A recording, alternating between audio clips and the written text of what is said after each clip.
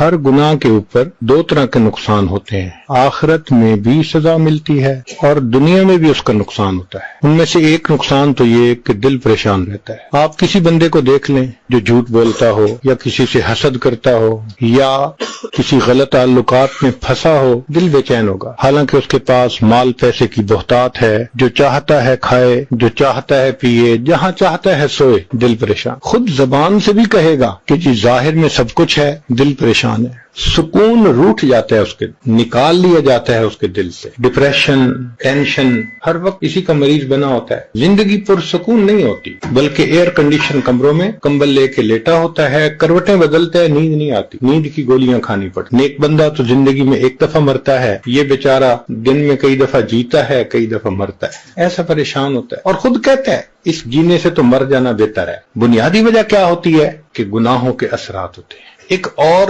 وجہ گناہوں کی وجہ سے جو پیش آتی ہے کہ عبادت کی توفیق چھن جاتی ہے۔ چنانچہ انسان اگر بدنظری کا ارتکاب کرے، تہجد کی توفیق نہیں ملتی، تکبیر اولیٰ کی توفیق نہیں ملتی، مسنون دعائیں بہت سارے لوگوں کو یاد ہوں گی، موقع پہ پڑھنی یاد نہیں آتی۔ یہ گناہوں کا وبال ہوتا ہے۔ ہمیں ایک حافظ قرآن نوجوان ملا، کہنے لگا حضرت حفظ قرآن کیا ہوا تھا 9 سال میں، کبھی ناظرہ بھی قرآن ختم نہیں کیا۔ توفیق چھن جاتی ہے، فجر کی توفیق نہیں ملتی، قضا ہو جاتی ہے، آنکھیں نہیں کھلتی، الارم لگا کے رکھتے ہیں، الارم بھی بند کر دیتے ہیں، پتہ بھی نہیں ہوتا کیا یا نہیں کیا۔ تو ایک گناہوں کا یہ بھی وبال کہ نیک عمل کی توفیق چھن جائے۔ دعا مانگنے کو دل نہیں کرتا، بس ہاتھ اٹھائیں گے اور آدھے منٹ کی دعا، رونا تو بڑی دور کی بات ہے، اللہ کے سامنے آنسو بہانا تو بڑی دور کی بات، آنکھوں میں قحط سالی ہوتی ہے، بارش نہیں ہوتی، یہ گناہوں کا وبال ہو۔ ایک یہ کہ بے برکتی ہوتی ہے زندگی میں، جو کام میں ہاتھ ڈالو وہی ادھورا، کوئی کام سمٹتا نظر نہیں آتا،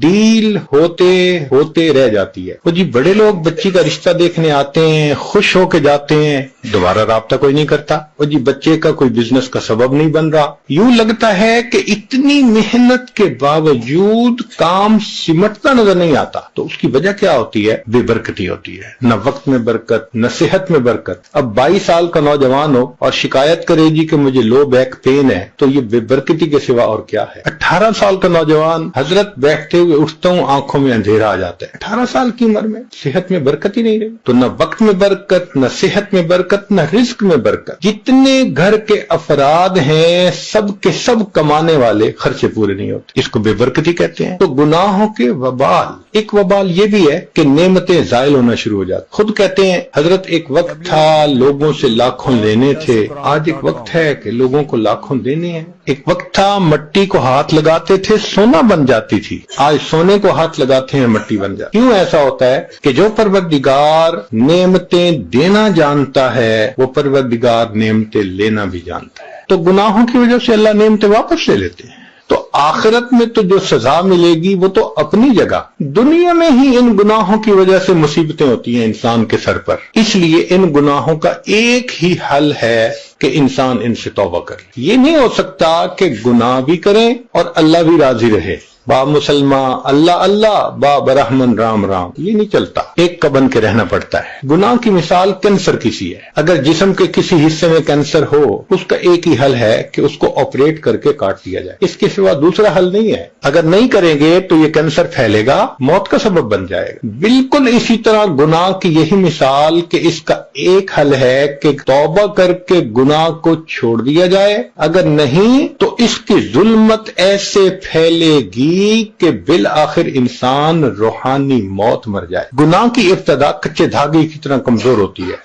انسان ابتدا میں گناہ کو چھوڑنا چاہے تو بڑے آسانی سے چھوڑ دیتا ہے، لیکن کرتا رہے تو پھر گناہ کی عادت اتنی پختہ ہو جاتی ہے کہ جیسے جہاز کا لنگر ہوتا ہے، اینکر آف دی شپ کو اینکر سے باندھ دینا، وہ ہلنے نہیں دیتا اس کو۔ یہ گناہ کی عادت سے پختہ ہو جاتی ہے، بندے کو پھر ہلنے نہیں دیتا۔ عطا ابن ابی رواح رحمۃ اللہ علیہ فرمایا کرتے تھے کہ اللہ رب العزت نے ایک مرتبہ مجھے الہام فرمایا، عطا میرے بندوں سے کہہ دو کہ جب تم گناہ کرنے لگتے ہو ان تمام دروازوں کو بند کر دیتے ہو جس سے مخلوق دیکھتی ہے، اس को बंद नहीं करते जिससे मैं परवरदिगार देखता हूं, क्या अपनी तरफ देखने वालों में सबसे कम दर्जे का मुझे समझते हो? 3 साल का बच्चा भी पास हो तो फहश हरकत करने से घबराते हैं और अल्लाह देख रहे होते हैं और हमें उसका कोई डर महसूस नहीं होता। इसका मतलब ये कि हमने अल्लाह की इतनी भी कदर न की, इतना भी लिहाज न। तो गुनाहों के अपने असरात हैं।